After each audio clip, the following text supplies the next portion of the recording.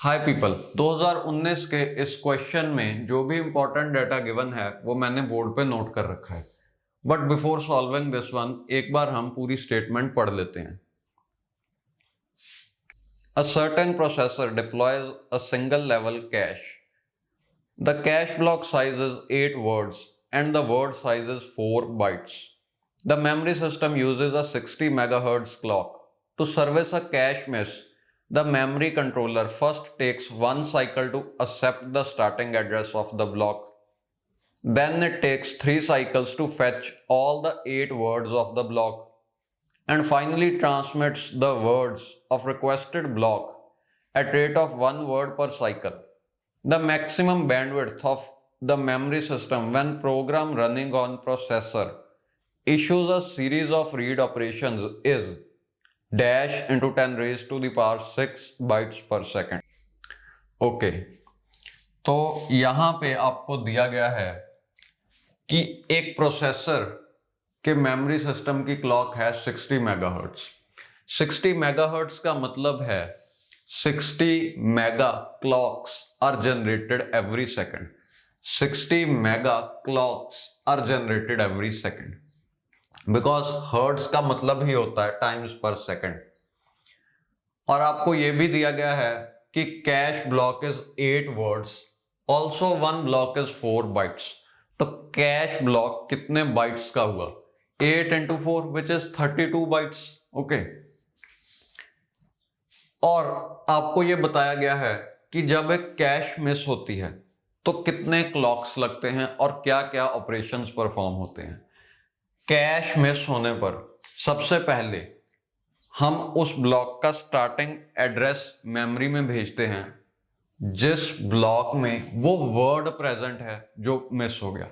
यानी कि सीपीयू को तो एक वर्ड चाहिए बट हम पूरा ब्लॉक ही फेच कर लेते हैं to follow that principle of locality of reference. Okay, और उसके बाद to fetch all words of that block we require 3 clock cycles. यानी कि उस ब्लॉक को टेम्परेरी बफर में लाने के लिए 3 क्लॉक साइकिल्स लग जाते हैं। सो 1 + 3 क्लॉक साइकिल यानी कि 4 क्लॉक साइकिल्स यूज हो चुके हैं। उसके बाद जो ट्रांसफर रेट हमें मिल रहा है वो है 1 वर्ड पर साइकिल। अभी वर्ड्स हमने देख लिया कि टोटल है 8। 1 वर्ड पर साइकिल के रेट पर ट्रांसफर करने पे 8 साइकिल्स लग जाएंगे क्योंकि 8 वर्ड्स हैं, सभी वर्ड को एक एक साइकिल चाहिए। यानी कि कैश मिस होने पर टोटल 12 क्लॉक साइकिल्स की जरूरत पड़ेगी उस ब्लॉक को मेमोरी में लाने में, प्राइमरी मेमोरी से कैश मेमोरी में लाने के लिए। ओके, ऑल्सो क्वेश्चन में आपसे पूछा गया है कि मैक्सिमम बैंडविड्थ कितनी होगी, बट यहां पे जो डाटा गिवन है वो है कैश मिस के रिगार्डिंग। आपको पता है कैश मिस होने से बैंडविड्थ कम होगी, यानी कि इस केस में हम मिनिमम बैंडविड्थ ढूंढ पाएंगे, मैक्सिमम नहीं ढूंढ पाएंगे। अगर हम एज्यूम कर लें कि 1 सेकंड के लिए means for 1 entire second, 1 second processors की टर्म्स में या प्रोसेसर्स के वर्ल्ड में एक बहुत बड़ा टाइम है। एक पूरे सेकंड के लिए जितनी भी एक्सेसेस सीपीयू ने की सभी की सभी कैश में नहीं मिली, यानी कि हर बार कैश मिस हुई। उस केस में हर बार 12 क्लॉक साइकिल्स लगेंगे और हमें ढूंढना है कि बैंडविड्थ कितनी होगी। तो कैश मिस एज्यूम करने से हम मिनिमम बैंडविड्थ ढूंढ पाएंगे। ओके, बट ऐसा भी हो सकता है क्वेश्चन में जो मैक्सिमम वर्ड है वो सही हो, यानी कि मुझे ऐसा लग रहा है कि वहां पे मिनिमम बैंडविड्थ आना चाहिए। बट ऐसा भी हो सकता है कि वो जिस बैंडविड्थ की बात कर रहे हैं वो बैंडविड्थ हो बिटवीन रैम और the primary memory and cash, क्योंकि यहां से यहां डाटा तभी ट्रांसफर होगा ना जब कैश मिस हो रही है। जब भी कैश मिसेस होंगी या जितनी ज्यादा कैश मिसेस होंगी उतनी बैंडविड्थ यहां पे ज्यादा होगी। ओके, हो सकता है वो इस बैंडविड्थ की बात कर रहे हो क्योंकि कुछ डाटा रैम के अकॉर्डिंग भी दिया गया है, मतलब क्वेश्चन में कुछ बातें रैम के कॉरस्पॉन्डिंग की गई हैं। सो एनीवेज हम यहाँ पे क्या एज्यूम करके इस क्वेश्चन को सॉल्व कर रहे हैं कि 12 क्लॉक साइकिल्स में ये टास्क परफॉर्म हो रहा है। ये टास्क परफॉर्म कौन सा हो रहा है कि हम 12 क्लॉक साइकिल्स में 8 into 4 bytes of data transfer कर पा रहे हैं। ओके, तो ये एजम्पशन हम लेके इस क्वेश्चन को सॉल्व करते हैं। तो सबसे पहले आप देखो 12 क्लॉक साइकिल्स में एक वर्ड ट्रांसफर हुआ, यानी कि 32 बाइट्स ट्रांसफर हुए।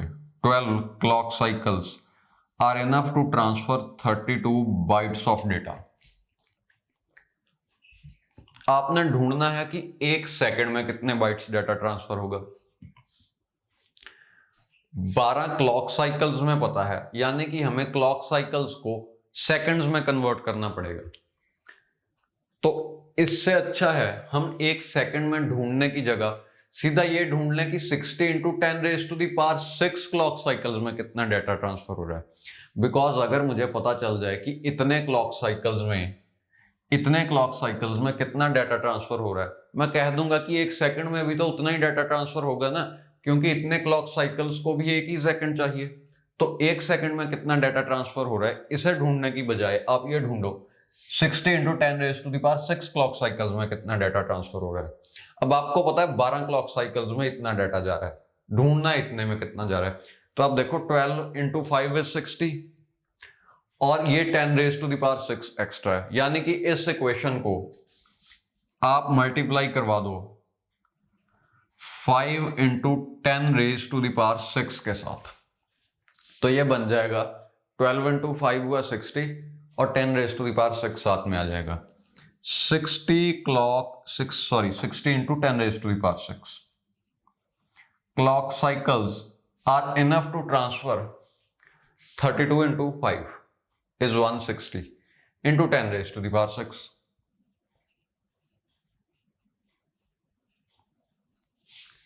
यानी कि इतने क्लॉक साइकिल्स में इतना डेटा ट्रांसफर हो रहा है और इतने क्लॉक साइकिल्स को एक सेकंड चाहिए, है ना, पहले ही डिस्कस हो चुका है।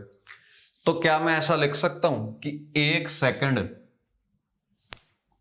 ऑफ टाइम में इतना डेटा ट्रांसफर हो रहा है, यानी कि 160 into 10 raised to the power 6 byte. Okay, इसमें तो कोई दिक्कत नहीं है। यही आपसे क्वेश्चन में पूछा गया था कि बैंडविड्थ कितनी है, मैक्सिमम बैंडविड्थ कितनी है, और यूनिट आपको दिया था means dash into 10 raised to the power 6 bytes per second. हमने ढूंढ लिया कि 160 into 10 raised to the power 6 bytes per second है, तो आपका आंसर हुआ 160। ये है answer to this question. Okay.